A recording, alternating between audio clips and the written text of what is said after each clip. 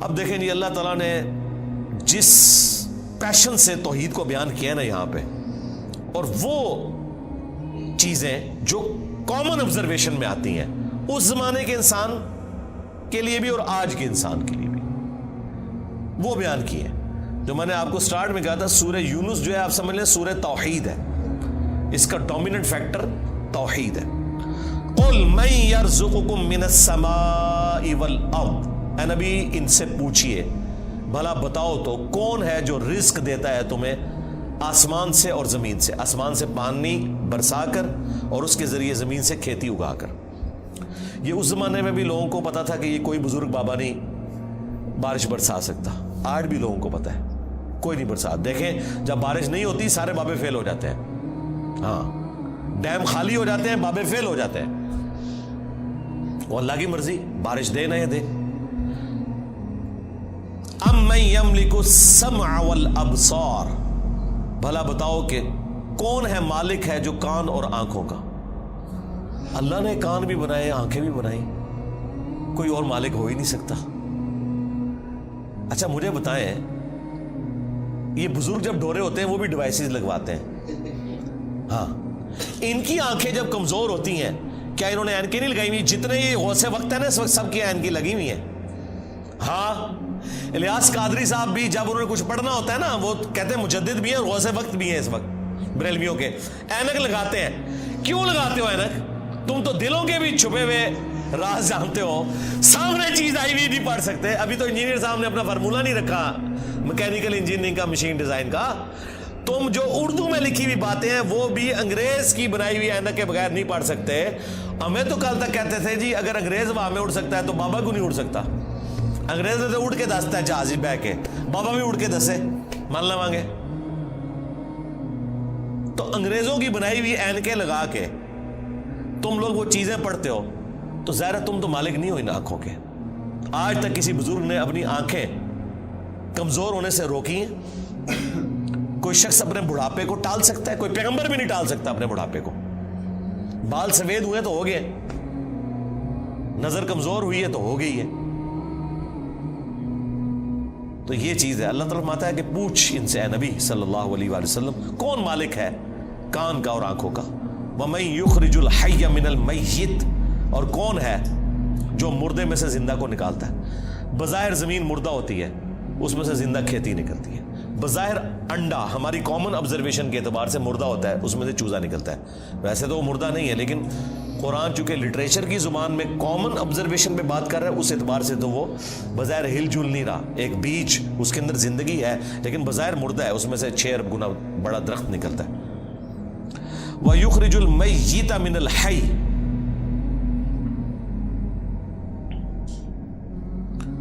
اور مردہ کو نکالتا ہے زندہ سے. زندہ میں سے مردہ بھی نکلتا ہے.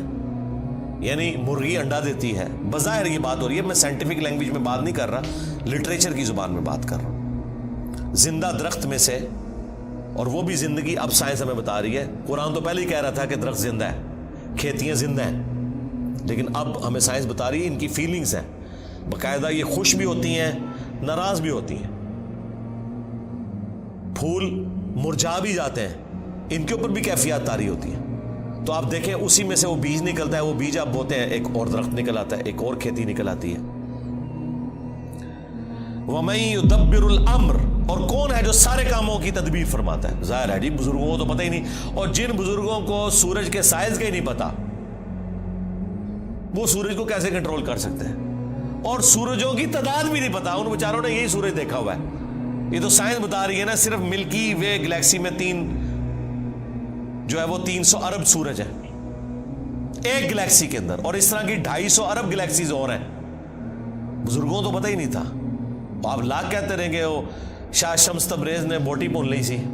دادا کرو کہانیاں ان کی سنیں.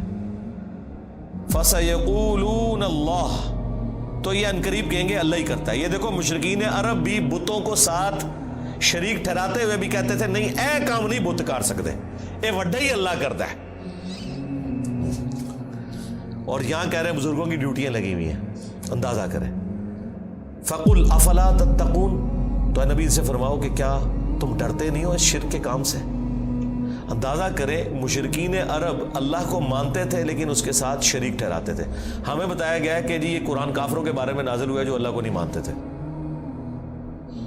تاکہ آپ کا خیال ہی اس طرف نہ جائے کہ آپ کے بابوں کے بارے میں بھی ان کے ماننے والوں نے وہ عقیدے رکھے ہوئے ہیں جو مشرکین عرب نے اپنے ان بتوں کے ساتھ رکھے تھے، سوائے ایک فرق ہے کہ وہ انہیں چھوٹا آلیہ کہتے تھے. یہ آلیہ نہیں کہتے، اللہ کے بندے کہتے ہیں. ادروائز باقی ساری چیزیں وہی ہیں. اللہ کے نیک بندوں کے نام کے اوپر، فرشتوں کے ناموں کے اوپر انہوں نے بت کھڑے کیے ہوئے تھے. کام آگے یہ وہی کر رہے ہیں، لیکن وہ ایک فرق جو ہے نا وہ اس کو اتنا اجاگر کرتے ہیں کہ نہیں جی وہ تو ان کو چھوٹا معبود مانتے تھے، ہم اپنے ان بزرگوں کو معبود نہیں مانتے. تو اس کا جواب پھر میں نے دیا تھا سورۃ المائدہ کی آیت نمبر 75 میں. اللہ تعالیٰ نے جیزس کرائسٹ عیسیٰ ابن مریم ان کی ماں کی مثال دے کے کہا ہے کہ ایسی ہستیوں کو پوجتے ہو جو نہ تمہارے نقصان کے مالک ہیں نہ نفع کے. اگر عیسیٰ اور ان کی ماں کسی کے نفع نقصان کے مالک نہیں ہیں، اب تو بات پیچھے رہ گئی کہ کرسچن جو ہے وہ معبود سمجھ کے کرتے ہیں اور ہم بزرگوں کو معبود نہیں مانتے. یہ تو بات پیچھے رہ گئی. اللہ نے کہا عیسیٰ ان کی ماں تمہارے نفع نقصان کے مالک ہی نہیں ہے. اگلی گل مک گئی، وہ تو پیچھے رہ گئی، وہ پرانی گلاں ہو گیا، پرانے بابے پرانے بہانے تواڈے نسنے دے. اگلی گل پڑھو، عیسیٰ اور ان کی ماں تمہارے نفع نقصان کے مالک نہیں ہے.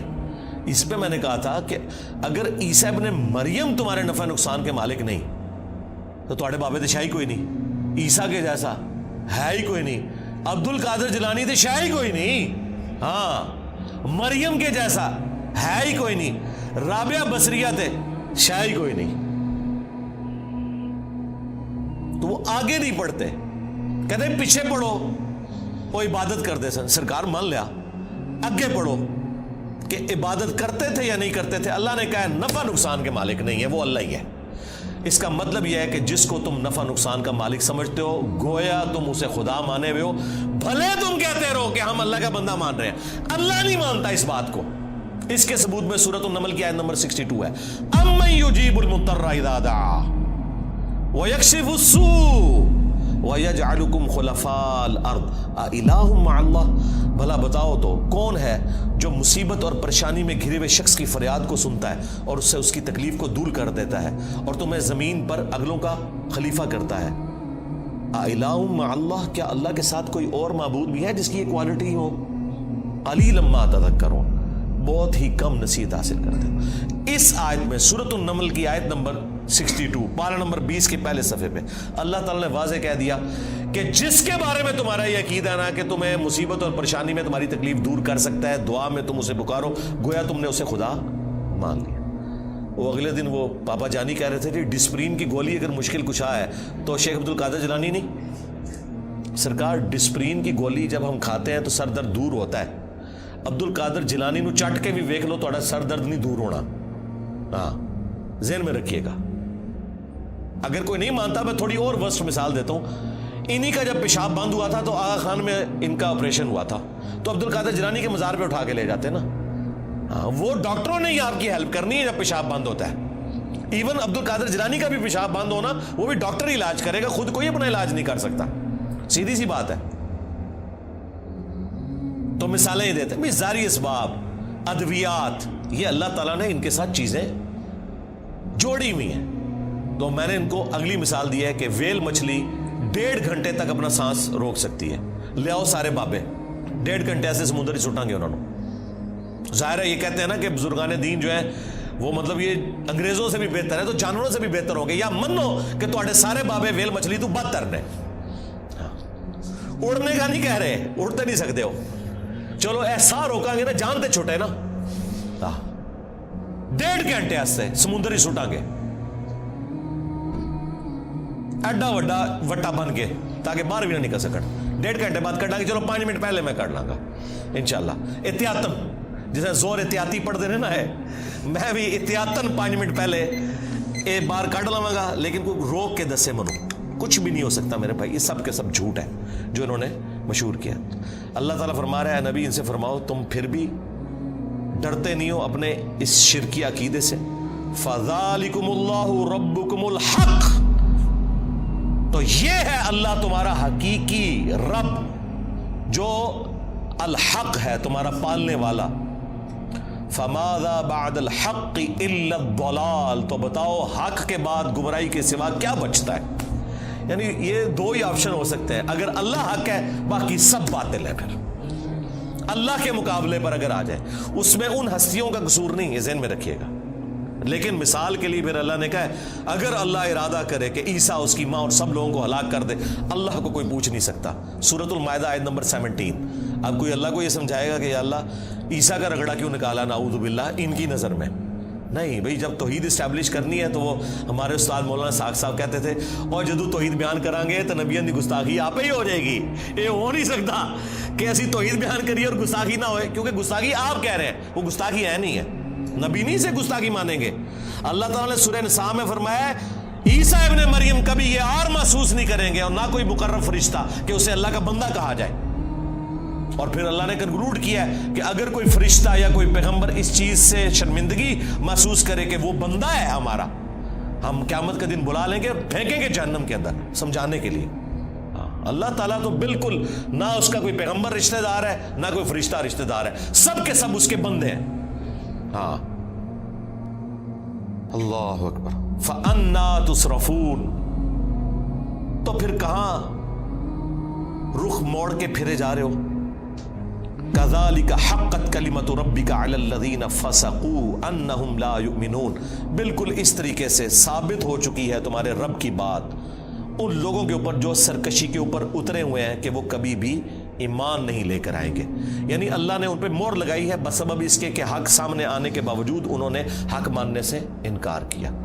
اللہم من احییتہ منا فاحیہ علی الاسلام ومن توفیتہ منا فتوفہ علی الایمان۔ سبحانک اللہم وبحمدک، اشہد ان لا الہ الا انت، استغفرک واتوب الیک، وما علینا الا البلاغ المبین۔ جزاکم اللہ خیرہ۔